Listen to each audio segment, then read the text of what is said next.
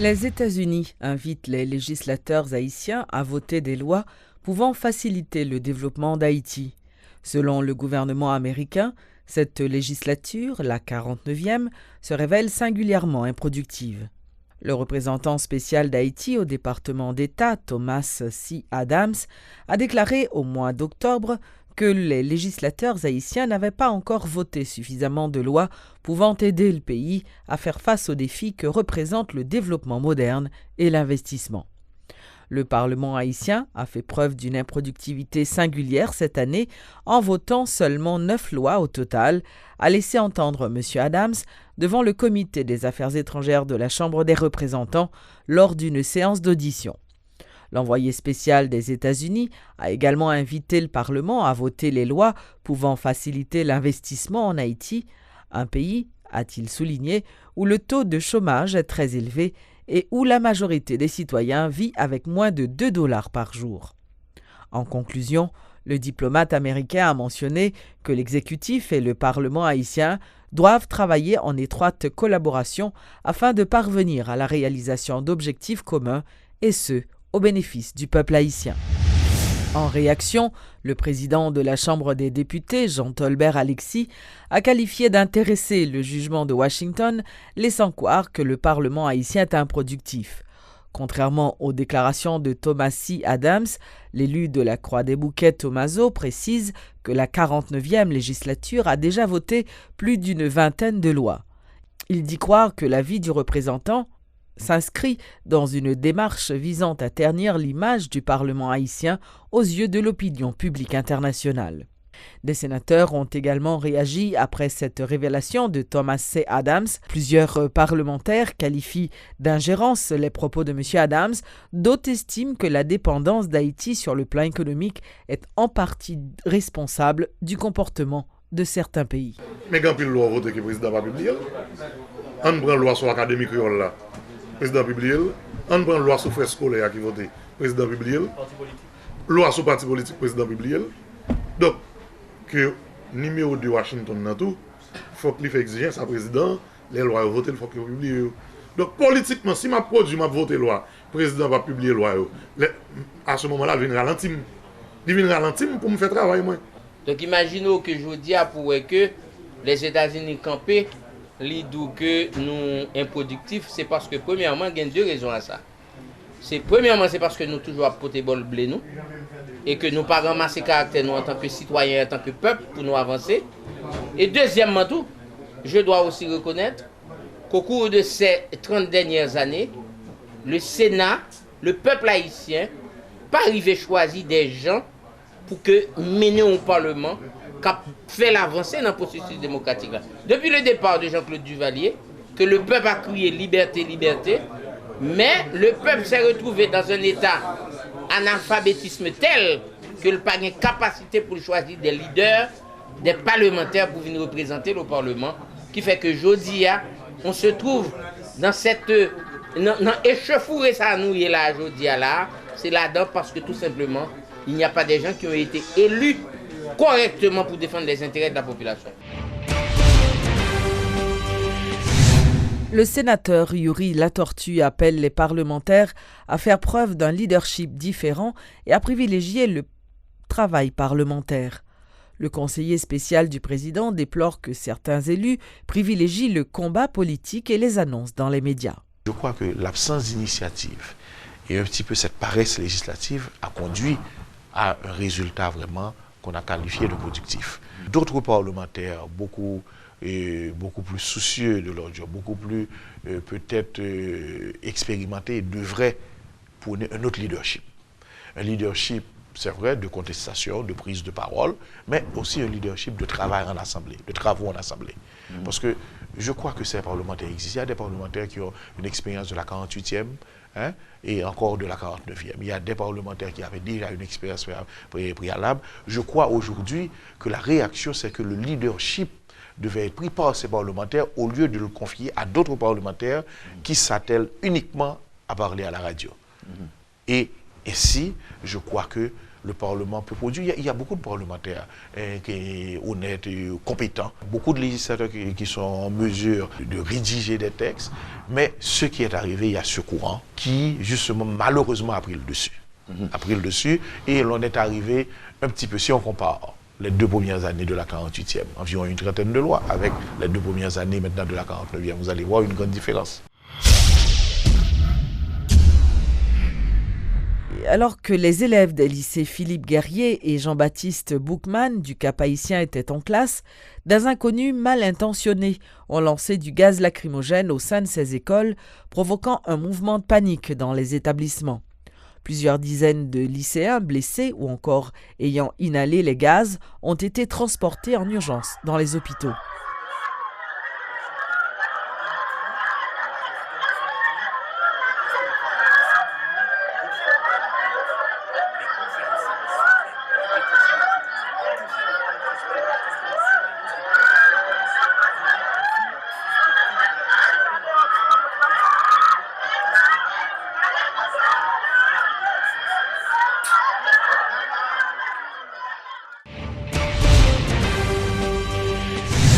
Le système judiciaire est paralysé dans la juridiction de Port-au-Prince en raison des mouvements de grève réalisés séparément par les avocats du barreau et les parquetiers, avec comme toile de fond le dossier d'André Michel. D'un côté, le barreau et les avocats réclament le renvoi du commissaire du gouvernement, maître Francisco René, accusé d'avoir illégalement arrêté le juriste André Michel. Le bâtonnier Carlos Hercule soutient que le comportement du chef du parquet constitue une entrave à l'exercice de la profession d'avocat. Les avocats exigent également du Conseil supérieur du pouvoir judiciaire du CSPJ le renvoi du juge instructeur Lamar Bélizaire qui avait émis un mandat d'amener à l'encontre de maître André Michel. D'un autre côté, le commissaire du gouvernement et le substitut affirment que leur grève vise les autorités législatives. Ils exigent que les sénateurs ramènent maître André Michel, qu'ils considèrent comme un fugitif. Présent ce lundi 28 octobre, le chef du parquet ainsi que les substituts n'ont traité aucun dossier. Une grande première pour le parquet de Port-au-Prince. Le commissaire Francisco René mettra un terme à la grève demain mardi, tandis que les avocats poursuivront la leur. Considérez qu'on y a là, il y a arrêté un bandit. Il y aurait les permanence parquet, il dit commissaire, mon monde là, nous besoin de juge de paix. Moi, je dis parquet, pas de travail, bloquer toute bagaille. Mais non. Mais non. Parquet a obligé de réagir. Commissaire gouvernement a réagi. Mais, en ce qui concerne, tendez moun, pour un bandit faire le vin là, pour nous tendre, pour nous interroger, nous peur. C'est ça le problème, nous faire nous faire rien. Nous peur, pour ne pas venir prendre bandit à nous, même j'ai été venu prendre André Michel. Donc, mais ces parlementaires qui ont débarqué là, en plus, venir prendre moun dans nous. Donc, pour empêcher que nous perdions moun, même j'ai nous perdu André Michel, qui la loi, la justice a cherché. Donc, pour ces parlementaires, on va débarquer là, on va prendre un bandit criminel notoire devant nous pour dire qu'on s'est question persécution politique. Eh bien, nous font arrêt de travail, nous baillons le temps avec M. parlementaires pour eux même juger ça au faire. Puis, ouais, est-ce que c'est bon ou non? Mais, ce n'est pas parce que le parquet est en grève, dans le sens que. Pardon? Mais écoutez, sont fugitifs qu'il y est. Donc la police a droit, n'importe côté aux jeunes pour prendre. Mais pas de conférence de presse. Les cas toujours pas en conférence de presse. Les cas toujours pas en conférence de presse. Conférence de presse à Kabaili. Mais ça ne veut pas dire pour autant la police va chercher. Mais là. Ah ben la police va prendre. Mais le parquet n'a pas qu'à fermer porte li. Le parquet a ce pays. C'est la justice. Là, il n'y a pas qu'à fermer dans nos pays.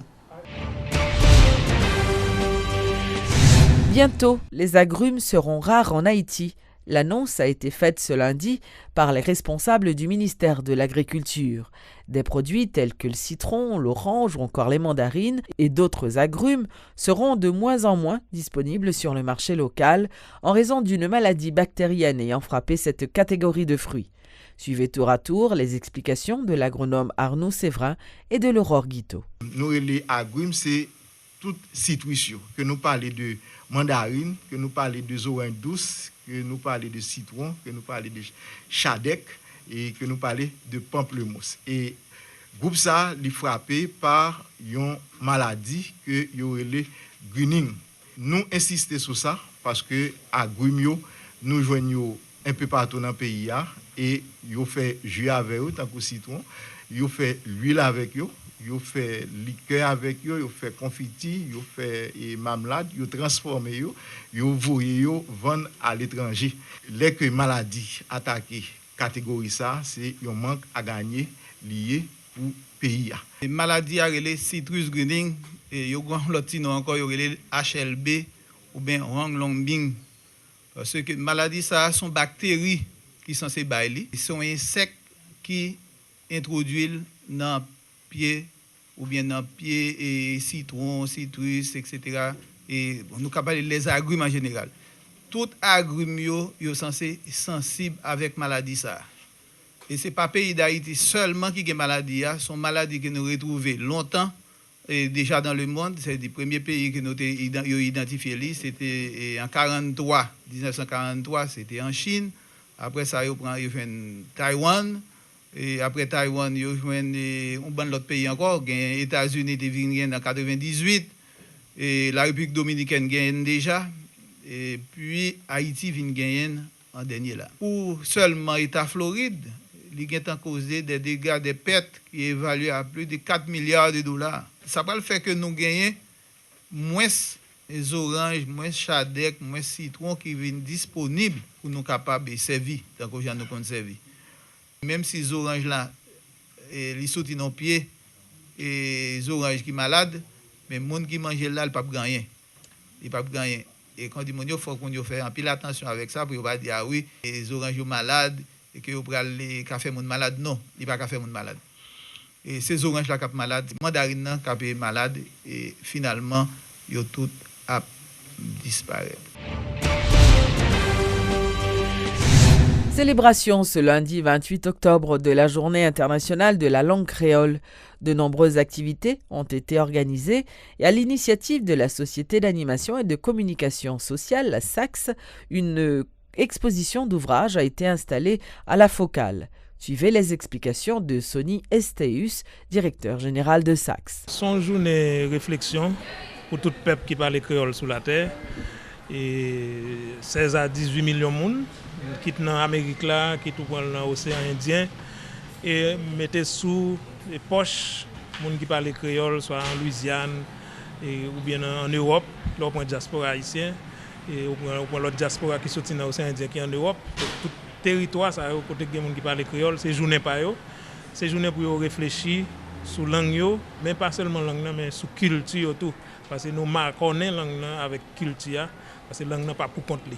Donc c'est dans ce sens nous avons lancé un mois créole dans le cadre du comité pour établir l'académie langue créole là.